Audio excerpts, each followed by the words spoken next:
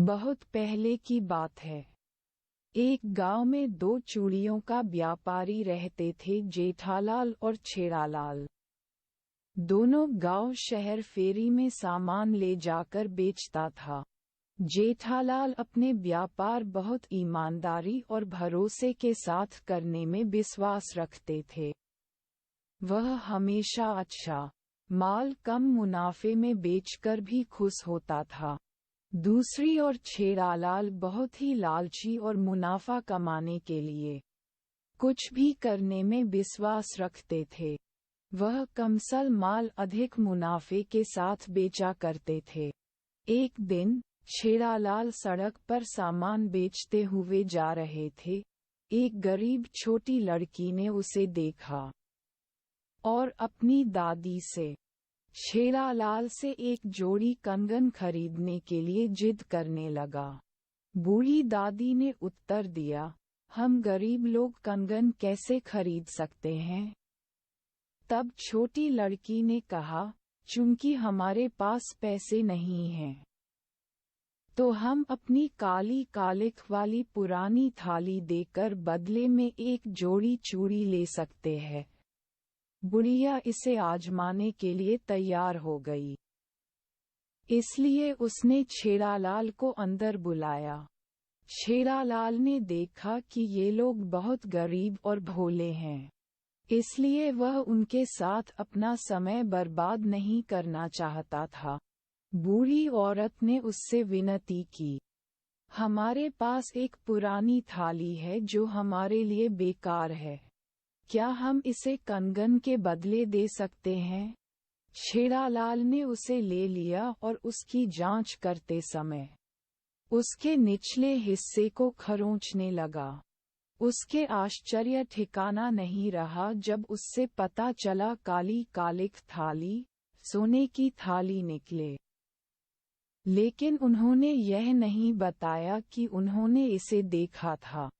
इसके बजाय उसने इन गरीबों को धोखा देने का फैसला किया, ताकि वह बिना कुछ लिए थाली प्राप्त कर सके। उसने कहा, यह एक कंगन के लायक भी नहीं है, इसमें कोई मूल्य नहीं है, मुझे यह नहीं चाहिए।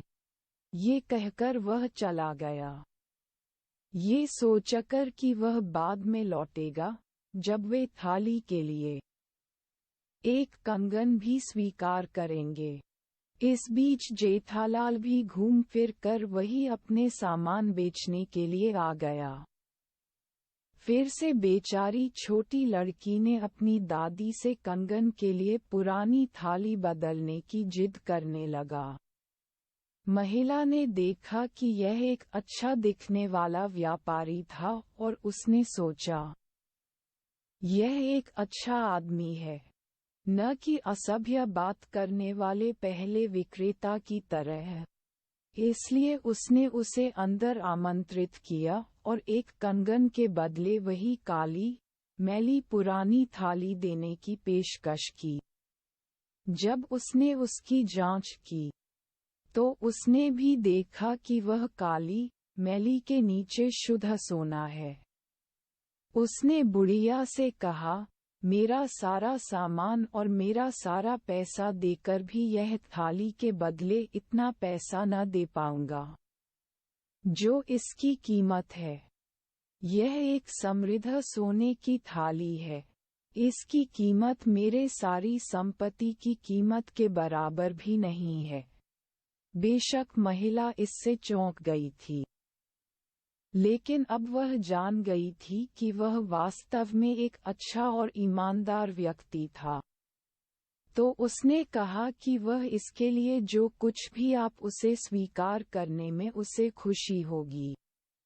जेठालाल ने कहा, मैं आपको अपने सारे चूड़ियां, बर्तन और अपने सारे पैसे दूंगा, अगर आप मुझे सिर्फ 8 सिक्के अपने पास रखने की अनुमति देंगे।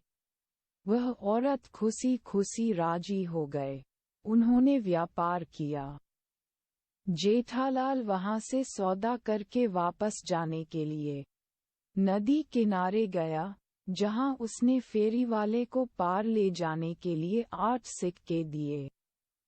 तब तक लालची छेड़ालाल वापस आ चुका था। पहले से ही उसके सिर में भारी काल्पनिक मुनाफा था। जब वह उस छोटी लड़की और उसकी दादी से दोबारा मिला, तो उसने कहा कि उसने शांति से उसे उस व्यापार के बारे में बताया जो उसने ईमानदार सेल्समैन जेठालाल के साथ किया था, और कहा, सर, आपने हमसे झूठ बोला। लालची छेड़ालाल को अपने झूठ पर शर्म नहीं आई, लेकिन वह दुखी था क्योंकि उसने सोचा, मैंने वह सोने की थाली खो दी है जिसकी कीमत 1 लाख होनी चाहिए। तो उसने महिला से पूछा, वह किस रास्ते से गया था? उसने उसे दिशा बताई। उसने अपना सारा सामान वहीं उसके दरवाजे पर छोड़ दिया और नदी की ओर चिल्लाते हुए भागा, उसने मुझे लूट लिया। उसने मुझे लूट लिया।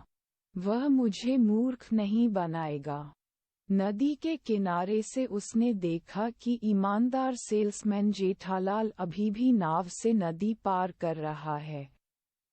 वह फेरी वाले से चिल्लाया, वापस आओ, लेकिन अच्छे व्यापारी ने उससे कहा कि वह दूसरी तरफ जा रहे हैं, और उसने वही किया।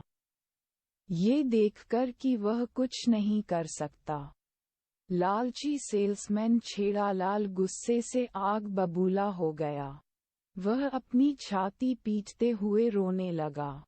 सोने की थाली जीतने वाले ईमानदार जेठालाल के प्रति वह इतना घृणा से भर गया कि उसने अपने सर के बाल नोच लिया।